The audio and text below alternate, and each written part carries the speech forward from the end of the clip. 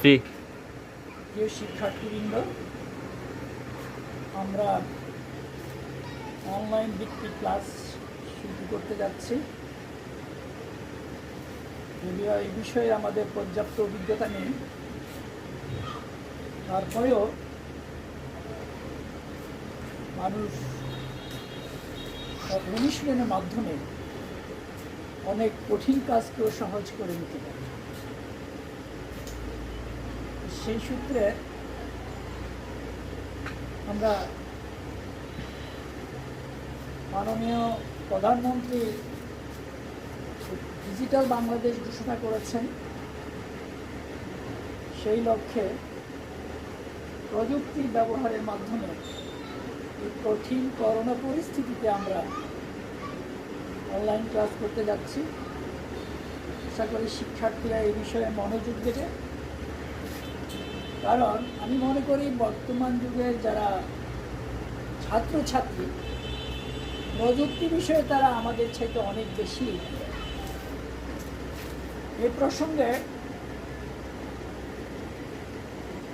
অধ্যাপক কবির চৌধুরীর একটা কথা মনে পড়ছে। তিনি আনন্দমোহন কলেজে অনুষ্ঠানে গিয়ে বলেছিলেন, আগেকার যুগের প্রতিভাবানদের চেয়ে বর্তমান যুগের প্রতিভাবানেরা অনেক বেশি প্রতিভাবান। আমি মনে করি আমাদের ছাত্রছাত্রীবৃন্দ প্রযুক্তি বিষয়ক জ্ঞানে আমাদের চাইতে অনেক বেশি সমৃদ্ধ। তাই মাননীয় প্রধানমন্ত্রীর নির্দেশে এবং আমাদের ডিজি মহোদয়ের যথাযথ উদ্যোগে আমরা অনলাইন ভিত্তিক ক্লাস শুরু করতে যাচ্ছি। আমি শ্রীপুর মুক্তিযোদ্ধা রহমত আলী সরকারি কলেজ থেকে সরকারি অধ্যাপক বিভাগীয় প্রধান ইসবাহুল মাওলা আজকে ক্লাস শুরু করছি। ইসলামের ইতিহাস বিভাগের অনার্স প্রথম বর্ষের প্রথম পত্রের প্রথম অধ্যায়ে থেকে আমাদের আলোচনা হবে। আশা করি শিক্ষার্থীবৃন্দ এই বিষয়ে মনোযোগী হবে। আজকে যে বিষয়টা আমি আলোচনা করতে যাচ্ছি, আমাদের আলোচ্য বিষয় হচ্ছে ইসলাম পূর্ব যুগে আরবের সামাজিক ও রাজনৈতিক অবস্থা। আমরা জানি হযরত মুহাম্মদ সাল্লাল্লাহু আলাইহি সাল্লামের আগমন ঘটেছে আইয়ামে জাহিলিয়ায়, অন্ধকার যুগে, তমস্বচ্ছন্ন যুগে, অর্থাৎ জ্ঞানের আলো ছিল, জ্ঞানের তমস্বচ্ছন্নতা মানে জ্ঞানের আলো ছিল না, জ্ঞানের স্বল্পতা ছিল, নানা রকম কুসংস্কারে আরব সমাজ নিমজ্জিত ছিল। সেই বিষয়ে ঐতিহাসিক আমির আলী বলেছেন যে হযরত মুহাম্মদ সাল্লাল্লাহু আলাইহি ওয়াসাল্লামের আগমনের ক্ষেত্র ছিল প্রস্তুত, এমন সময় ছিল রথোপযোগী। যখন কোনো একটা সমাজ দিশেহারা হয়ে যায়, তাদের ব্যক্তিগত ইচ্ছাগুলো তারা সমাজে প্রতিফলন ঘটায়, তখন নানা রকম অসঙ্গতি দেখা দেয়। আমরা জানি হযরত মুহাম্মদ সাল্লাল্লাহু আলাইহি ওয়াসাল্লাম 570 খ্রিস্টাব্দে জন্মগ্রহণ করেছেন। আর সেই হিসাবে আইয়ামে জাহিলিয়া বলতে যা বোঝায় সেটা হচ্ছে হযরত মুহাম্মদ সাল্লাল্লাহু আলাইহি ওয়াসাল্লামের আগমনের প্রায় 100 বছর আগে, আনুমানিক 100 বছর আগে। কারণ হযরত ঈসা আলাইহিস সালামের ধর্মটা যখন আস্তে আস্তে বিকৃত হতে শুরু করেছে, আরব সমাজ ধর্মহীন হয়ে তাদের প্রবৃত্তির অনুসরণ করে তারা সমাজটাকে তাদের মতো করে নিয়েছে। বিশেষ করে রাজনৈতিক যে কথাটা হচ্ছে, রাজনীতি আরবের প্রাক ইসলামী যুগে আরবের রাজনৈতিক অবকাঠামো ছিল না। তা আমরা এখন একটু প্রয়াস চালাবো যে ইসলাম পূর্ব যুগে আরবের রাজনৈতিক ও সামাজিক অবস্থাটা কি ছিল। তো আমরা যদি এখানে পয়েন্ট ভিত্তিক কতটুকু কথা লিখেছি, কিন্তু অন্যান্য বইতে আরও বিস্তারিত পাওয়া যাবে। আমি অনার্সের প্রথম বর্ষের ছাত্রছাত্রীদের বলব যে এই টপিক্স ভিত্তিক বিভিন্ন বই থেকে তাদের আলোচনাগুলো সংগ্রহ করে বিভিন্ন বই পড়ে তারা তাদের জ্ঞানটাকে সমৃদ্ধ করবেন। আমি যেটা এখন পড়াতে বলতে চাচ্ছি সেটা হচ্ছে ইসলাম পূর্ব যুগের আরবের সামাজিক অবস্থা। তো প্রথমত সমাজ সংগঠন। আরবের সংগঠিত কোনো সমাজ ছিল না, তারা অর্গানাইজ ছিল না, তাদের মতো করে তারা চলত। আর সেখানে আরও কিছু যখন আমরা সমাজের অনুষঙ্গ দেখব, আমরা জানি পরিবার হচ্ছে সমাজের আদি প্রতিষ্ঠান। আমরা পারিবারিক কার্যাবলী যখন পড়াই তখন ছাত্রদের কাছে এটা আলোচনা করে থাকি বৈবাহিক অবস্থা। যে সমাজে বৈবাহিক অবস্থা স্থিতিশীল না বা সুনির্দিষ্ট না, সেই সমাজে নানা রকম অসঙ্গতি হয়। ঠিক এমনিভাবে আরব সমাজে বহুবিবাহ প্রথা প্রচলিত ছিল। ঐতিহাসিকগণ এও উল্লেখ করেছেন শুধু বহু বিবাহ না, একজন মানুষ যতটা খুশি বিয়ে করতে পারতেন এবং যতটা খুশি ছাড়তে পারতেন। নট অনলি দ্যাট, তারা ইভেন্টলি অনেক নারীকেও বউ স্বামী গ্রহণ করার ইতিহাসও আরব সমাজে আছে। তারপরে যদি আমরা আসি সমাজে নারীর অবস্থা, ছিল অত্যন্ত সুযোগ। ঐতিহাসিকগণ উল্লেখ করেছেন the women were the toy for enjoyment. নারীরা ছিল খেলনার বস্তু, তাদের ব্যক্তিগত অধিকার ছিল না। তারপরে এই পুরুষ শাসিত সমাজে যত খুশি নারীদের উপর বিভিন্নভাবে অত্যাচার করা হতো এবং তাদেরকে নানা রকম শাস্তি দেওয়া হতো। সেটা আমরা, অর্থাৎ এক কথায় বলতে গেলে নারীদের অবস্থান ছিল অত্যন্ত সুযোগ্য। আমরা যখন পরবর্তী সময়ে হযরত মুহাম্মদ সাল্লাল্লাহু আলাইহি সাল্লামের সংস্কার করব, ততক্ষণ আমরা অনেক কিছু বুঝতে পারবো। তো সেই সময়ে আমি ছাত্রছাত্রীদের প্রায় এই কথাটাই বলে থাকি, যারা আরবের সামাজিক অবস্থাগুলো, প্রাক ইসলামী যুগে আরবের সামাজিক অসঙ্গতিগুলো যখন তারা ভালো করে পড়বে, ঠিক মহানবী সাল্লাল্লাহু আলাইহি সাল্লামের সমাজ সংস্কার সম্পর্কে তারা ভালো আইডিয়া পেতে পারবে। অর্থাৎ প্রাক ইসলামী যুগের যে কয়েকটা কন্ডিশন আছে, যে কয়েকটা অবস্থা আছে, ওগুলো যদি তারা ভালোভাবে জানে, পরবর্তীতে হযরত মুহাম্মদ সাল্লাল্লাহু আলাইহি সাল্লামের যে সংস্কার, এই সংস্কারগুলো জাতি গঠনে মহানবী সাল্লাল্লাহু আলাইহি সাল্লামের কৃতিত্ব, তারপরে সমাজ সংস্কারে মহানবী সাল্লাল্লাহু আলাইহি সাল্লামের কৃতিত্ব, তারপরে অর্থনীতিতে মহানবী সাল্লাল্লাহু আলাইহি সাল্লামের কৃতিত্ব, এগুলো তারা ছাত্রছাত্রীরা ইজিলি তাদের পাঠ্যটা করতে পারবে বা বুঝতে পারবে। তারপর কন্যা সন্তানদের জীবন্ত কবর আমরা শুনেছি যে আমরা এই কথাটা বলতে পারি যে বই পুস্তকে এখানে লেখা আছে, কোরআন শরীফেও উল্লেখ আছে যে আরবে কন্যা সন্তান জন্মগ্রহণ করাকে একটা ঘৃণার কাজ বলে মনে করত এবং তারা কন্যা সন্তানদেরকে জীবন্ত কবর দিত। কারণ যারা অর্থাৎ আমি যেটা বলতে চাই সেটা হচ্ছে যারা যাদের পুত্র সন্তান হতো তাদের নিয়ে যুদ্ধে যেতে পারতো, নানা রকম কৌশল শেখাতে পারতো।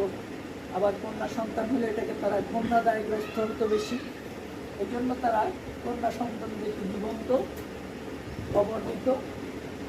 এরপরে আর একটা বিষয় অত্যন্ত জঘন্য ছিল, সেটা হচ্ছিল মদ্যপান।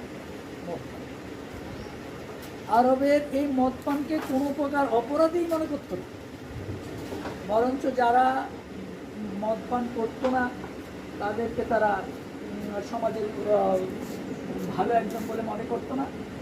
এবং ঐতিহাসিক খুদাবক্স বলেছেন, wine, war and woman are the three absorbing visions of others. অর্থাৎ আরব সমাজে যুদ্ধ, ওয়ার, ওয়াইন, মদ এবং নারী, ওমেন, এটা তাদের একটা ফ্যাশনেবল জিনিস ছিল। তারা এটাকে ফ্যাশন মনে করতো এবং এইসব বিষয়ে তারা বেশি উৎসাহিত থাকে। তারপর এই জন্য এই মদটা এত বেশি প্রচলিত ছিল যে এই মদের কারণে সমাজের নানা রকমের অপকর্ম, দুষ্কর্ম এগুলো চলতেই থাকতো। আর সেই আমরা কোরআন শরীফের ভাষায় জানতে পারি যে তাদের বিবেকটাও ঠিক লোপ পেত এই মদের কারণে, এবং সুস্থ বুদ্ধিসম্পন্ন হয়ে তারা জীবনযাপন করতে পারত না। আর একটা হলো অভিশপ্ত সুদ প্রথা, এটাকে আর কুশীত প্রথাও বলা চলে। অর্থাৎ একজন যে শুধু কোনো টাকা গ্রহণ করলে চক্রবৃদ্ধি হারে এই বাড়তে বাড়তে পুরো পরিবারটাই তার হয়ে যেত এবং ছেলে মেয়েরা দাঁড়ায় রূপান্তরিত হতো। এটাকে কুশীত প্রথা অত্যন্ত জঘন্য একটা বিষয় ছিল। এরপরে আমরা জানি ব্যভিচার। আরব প্রাক ইসলামী যুগে ব্যভিচারের তেমন কোনো বিচার ছিল না এবং ব্যভিচার চলত। আর চুরি ডাকাতি, রাহাজানি মানে আমরা এটাকে বর্তমান যুগে যেটাকে ছিনতাই বলি, ছিনতাইটা চলতো আর এবং কোনো ডাকাতি করে কোনো জিনিস আনা তাদের কাছে বড় গৌরবের বিষয় হয়ে দাঁড়াতো। এরপর আমরা আরও সংক্ষেপে আলোচনা করতে গিয়ে যদি করি দাসদাসীর অবস্থা। আরবের দাসদাসীর অবস্থা ছিল অত্যন্ত খারাপ। আমরা জানি এদেরকে হাটে বেচা কিনা করা হতো এবং তাদেরকে অধিকার দেওয়া হতো না, যেমন অন্যান্য পণ্যের মতো তাদেরকে ব্যবহার করা হতো। আর একটা বিষয় ছিল, এটা আমরা গোত্রপ্রীতি। আরব সমাজে তাদের গোত্রপ্রীতিটা বেশি ছিল। যে যত অপরাধ করুক ওই গোত্রপ্রীতির কারণে এগুলা ঢাকা দেয়া এবং অন্য থেকে সেভ করার একটা মানসিকতা আরবদের ছিল এবং গোত্রপ্রীতি অত্যন্ত কঠিনভাবে তারা মেনে নিত। আমরা এই যে কয়েকটা পয়েন্টস দেখলাম সামাজিক অবস্থা, নট অনলি দ্যাট, আরও কতগুলো পয়েন্ট আছে এবং আরও ব্যাখ্যা বিশ্লেষণ আছে। যেহেতু আমাদের কলেজ ক্লাস সংক্ষেপ করতে হবে, সেই জন্য আমরা এই আরবের ইসলাম পূর্ব যুগের আরবের সামাজিক অবস্থাটা সংক্ষেপে আলোচনা করলাম। এরপর আমরা ইসলামী আরবের রাজনৈতিক অবস্থার কথা বলবো। সেখানে প্রিয় শিক্ষার্থীবৃন্দ, আমরা ইতিপূর্বে প্রাক ইসলামী যুগের আরবের সামাজিক অবস্থাগুলো আলোচনা করলাম সংক্ষেপে। এবার বলবো প্রাক ইসলামী আরবের রাজনৈতিক অবস্থা। আমরা বর্তমান সময়ে যে রাজনৈতিক অবস্থা দেখি বা যে দেখি, এ ধরনের কোনো রাজনৈতিক ব্যবস্থা আরব সমাজে ছিল না। সেক্ষেত্রে বলা চলে, ঐতিহাসিকগণ মন্তব্য বলেছেন যে মাইট ইজ রাইট, জোর যার মূল্য তার। এই ভিত্তিতেই আরবের সমাজ রাষ্ট্র যা আছে সব কিছুই চলতো। সেক্ষেত্রে আমরা যদি কিছু পয়েন্ট আকারে ভাগ করি তাহলে দেখতে পাবো কেন্দ্রীয় শাসনের অভাব। কেন্দ্রে কোনো শাসক ছিল না, সুতরাং শাসনের অভাব থাকবেই। আগেই বলেছি আমরা এই যে সামাজিক যে অবস্থায় পড়েছিলাম যে গোত্রপ্রীতির কারণে গোত্রীয় শাসন ব্যবস্থাটা কায়েম ছিল। গোত্রের যিনি প্রধান ছিলেন তাকে বলা হতো শেখ। আমরা বই যেতে দেখতে পাই যে শেখের কিছু গুণাবলী থাকতে হতো। তারপর এই শেখের কথা অনুযায়ী, সে নির্দেশনা অনুযায়ী ওই গোত্রটা চলতো। আর সেক্ষেত্রে গোত্রপ্রীতিটাই ছিল বেশি। গোত্রের শেখ যা বলতো তাকে সবাইকে সেটাই মেনে নিতে হতো। তবে এর মধ্যে দেখা গেল যে তারা, আমরা এক কথায় বলতে পারি যে আরবেরা তখন ছিল সার্ভাইভাল অফ দি ফিটেস্ট। যুদ্ধ কলহ ইত্যাদি করে যারা যারা যারা টিকে যেত সমাজে তারাই গেইনার হতো। আমরা উল্লেখ করতে পারি যে শেখের শাসন। শেখ তা হলো গোত্রের প্রধান। আগেই বলেছি তার কিছু গুণাবলী থাকতে হতো, তাকে যোদ্ধা হতে হতো, জ্ঞানী হতে হতো। এই ধরনের বেশ কিছু গুণান্বিত হলে পরে তাকে শেখ নির্বাচন করা হতো এবং শেখের নির্দেশনা অনুযায়ী ওই গোত্রটা চলতো বলেই এটাকে গোত্রীয় শাসন বলা। তো গোত্রপ্রীতির কথা আমরা সামাজিক অবস্থার মধ্যে সামাজিক অবস্থায় আলোচনা করেছি। আর সবচাইতে বড় যেটা ছিল গোত্র কলহ। এক গোত্রের সাথে আরেক গোত্রের দ্বন্দ্ব লেগেই থাকতো। আর এই ভিত্তিতে একটা যে জিনিসটুকু আন্তগোত্রীয় এবং আন্তগোত্রীয় শাসন ব্যবস্থার কথা আমরা শুনতে পাই। অর্থাৎ গোত্রদের নিজেদের মধ্যে শাসন এবং অন্যান্য গোত্রের সাথে মিলে একটা শাসন। তো এই ক্ষেত্রে আমরা যেই উল্লেখ পাই সেটা হচ্ছে ইনিমি ইজ ফ্রেন্ড, অর্থাৎ শত্রু বন্ধু হতো, আবার বন্ধুর শত্রু হতো। এভাবেই পুরো আরবটা একটা এই গোত্রীয় শাসনের নেটওয়ার্কের মধ্যে ছিল। তবে সেখানে একটা মন্ত্রণা পরিষদ আরবি ছিল যেটার নাম ছিল মালা। ওই মন্ত্রণা সভাকে মালা বলা হতো। সেখানে বিভিন্ন গোত্রের যারা নেতা এবং যাদের মধ্যে বন্ধুত্ব ছিল তাদের পরামর্শ অনুযায়ী তারা আরবের শাসনটা চালানোর চেষ্টা করত। যদিও সেটা কোনো সঠিক কোনো কাঠামো, আমরা আগেই বলেছি, কোনো কেন্দ্রীয় শাসনের অভাব ছিল বলে সুনির্দিষ্ট লক্ষ্যমাত্রা ছিল না তাদের। এরপর যে জিনিস যেটা পাওয়া যায় সেটা হচ্ছে আন্তগোত্রীয় দ্বন্দ্ব। আমি আগেও বলেছি অন্তর্গোত্রের মধ্যে দ্বন্দ্ব থাকতো। আর তবে শাসন ব্যবস্থার মধ্যে যে বিষয়টা আমরা লক্ষ্য করি বা যা দেখা যায়, এটাকে মূলত কাবাগর রক্ষার্থে যা কাবাগর কেন্দ্রিক তারা কিছু অর্গানাইজেশন ছিল এবং সংগঠিত হতো। তার মধ্যে হিজাবা একটা হচ্ছে হিজাবা, অর্থাৎ কাবার শরীফের যে কভার দেয়াকে কেন্দ্র করে একটা কমিটির মতো করে থাকতো যারা এইসব দেখাশোনা করতো। আর একটা হলো সাকারা, ওরা ইয়েতে পানি পান করাতো।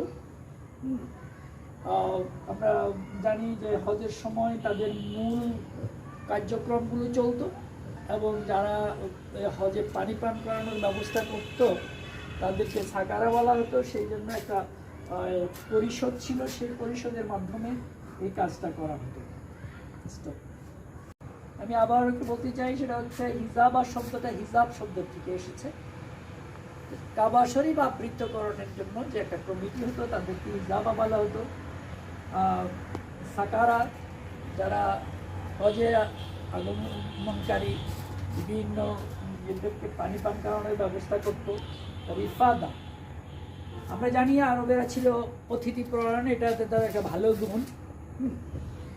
ওই আরবেরা তো অভ্যর্থনা কমিটি করেছে এই হজের সময়, যাদেরকে রিফাদা বলা হতো। এরপরে নাদোয়াদেরকে বলা হতো যে পরামর্শ পরিষদের সদস্য লাভ যারা করতো তাদেরকে নাদোয়া বলা হতো। এবং আর একটা হচ্ছে লিওয়া, এটার পতাকা উত্তোলনকারী। আমরা সব মিলিয়ে যে একটু শাসনের যেখানে কোনো শাসন ব্যবস্থা নেই, সামান্য শাসন ব্যবস্থা দেখলাম। এরপর এখানে একটা উল্লেখযোগ্য হচ্ছে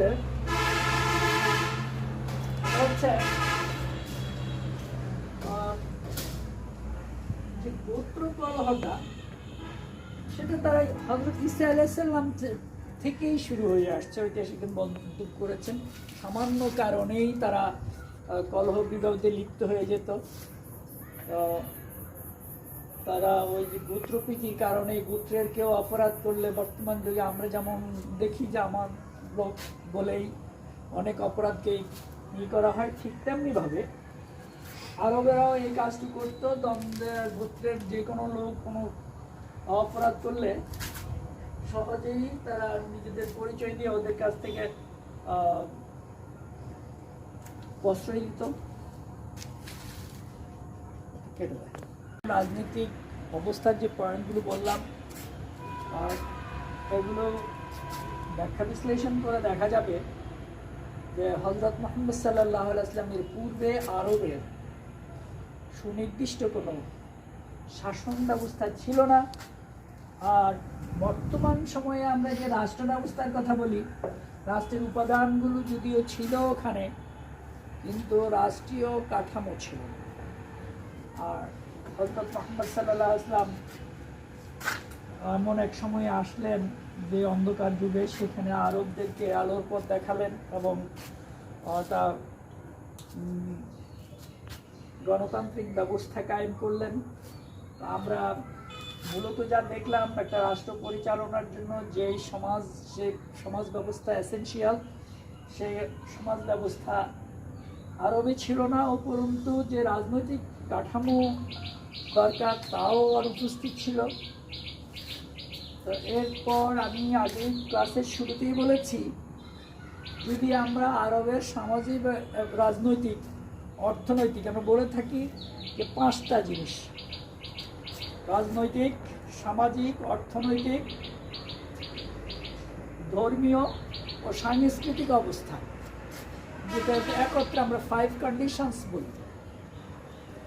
আরবের এই 5টা অবস্থা যদি আমরা পড়ি ভালোভাবে, পরবর্তী নবী সাল্লাল্লাহু আলাইহি ওয়াসাল্লামের সংস্কারগুলো জানা এবং হযরত মুহাম্মদ সাল্লাল্লাহু আলাইহি ওয়াসাল্লামের কৃতিত্বগুলো তুলে ধরা আমাদের পক্ষে অনেকখানি সহজ হবে। এরপর আজকে এই পর্যন্তই। আমরা পরিশেষে একটু বলি যে আরব সমাজের যে অনৈতিক অবস্থা ছিল, আমি এখানে কতগুলো উল্লেখ করেছি। তার মধ্যে বৈবাহিক অবস্থা, নারীর অবস্থা এবং কন্যা সন্তানের জীবন্ত কবরদান, মদ্যপান, এগুলো মোটামুটি একটা সমাজকে সুস্থ সুন্দরভাবে চালানোর জন্য যে কয়েকটা জিনিস এসেনশিয়াল, সব কয়টি আরবদের মধ্যে অনুপস্থিত ছিল, আরব সমাজে অনুপস্থিত ছিল। আর শাসনের রাজনৈতিক অবস্থার কথা তো বললামই।